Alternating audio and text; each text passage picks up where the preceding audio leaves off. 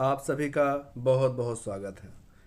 आज हम इस वीडियो में जीविका का ऑफिस ऑर्डर 594 डेटेड 22 जून 2021 अर्थात कि कार्यालय आदेश 594 दिनांक 22 जून 2021 जो कि plan and budget under farm livelihoods for the financial year 2021 to 2022 अर्थात फार्म लाइवहुड के प्लान और बजट वित्तीय वर्ष 2021-22 के संदर्भ में है कि कुछ महत्वपूर्ण बिंदुओं पर चर्चा करेंगे। बेसिकली जीविका में कृषि के कार्यों को सुचारू रूप से करने के लिए प्लान बनाया गया है। जैसा कि आप सभी जानते हैं, ग्राम संगठन में जीविका दीदी के द्वारा कृषि कार्यों को देख रेख करने के लिए VRP हैं। इस आदेश के अनुसार 3 ग्राम संगठन पर 1 VRP होंगे जो उस VO से संबंधित सभी किसान जीविका दीदी के लिए कार्य करेंगे। VRP का पेमेंट इस ऑफिस ऑर्डर के अनुसार CLF से किया जाना है और CLF को BPIU या DPCU से प्राप्त होगा। VRP को एक हाउस होल्ड के लिए 15 रुपये की राशि दी जाएगी जो कि मैक्सिमम एक माह में 3750 रुपये होगा। कितना होगा? 3750 रुपये ही होगा। अर्थात कि 250 हाउस होल्ड की देखरेख करने के लिए उन्हें 250 इंटू 15 अर्थात कि 3750 रुपये मिलेंगे। हालांकि अगर वह उसे कम का हाउस होल्ड का देख करते हैं तो उन्हें कम मिलेगा। जैसे कि एग्जाम्पल के रूप में अगर कोई 200 घर देखता है तो 200 गुने 15 3000 रुपये ही उनका मानदेय होगा। 3000 रुपये से ज़्यादा उन्हें नहीं दिया जाएगा। तो इस ऑर्डर में इस प्रकार की बात की गई है।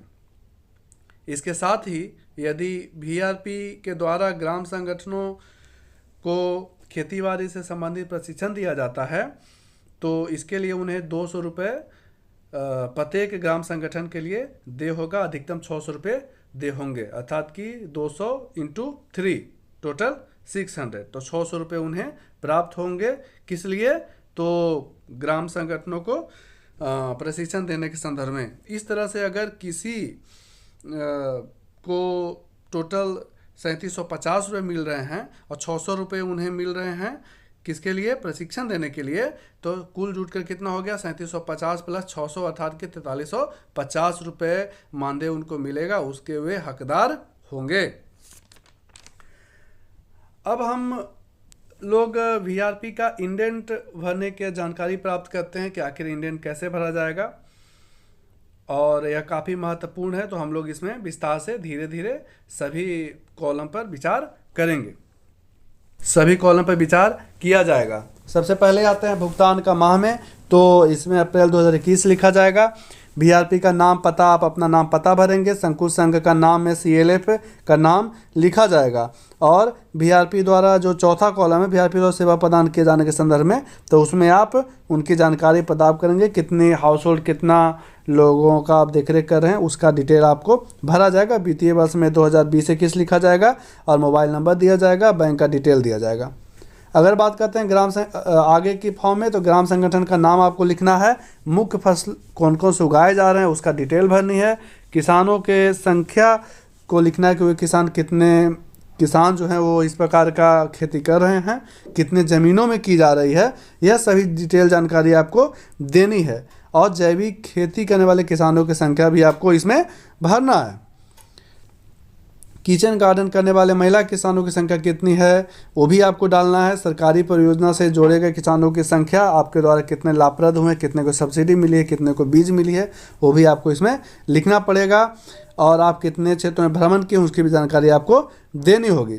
अगर मानदेय की बात करते हैं तो 15 रुपये प्रति महिला किसान आपको मिलेगा। और अगर मीटिंग प्रशिक्षण के लिए 200 रुपये प्रति मीटिंग या प्रशिक्षण आपको मानदेय प्राप्त होगा। तो मानदेय में पहला कॉलम में 15 रुपये लिखना है और दूसरा कॉलम में आपको 200 रुपये लिखनी है, जो कि 15 रुपये मैक्सिमम 250 हाउस होल्ड के लिए मिलेगा और 200 रुपये मैक्सिमम 3 के लिए मिलेगा। ठीक है, तो अब आगे हम लोग चलते हैं। कुल महिला किसान कितने हैं, यूनिक फार्मर, उसका आपको संख्या देनी है। प्रशिक्षण मीटिंग की संख्या देनी कि कितना आप किए हैं। किसानों की संख्या आपको बताना है, वो कॉलम में भी आप लिखेंगे। कुल ज़मीन के बारे में आपको डिटेल देनी है, और कितने प्रशिक्षण में लोग भाग लिए उसका देना है।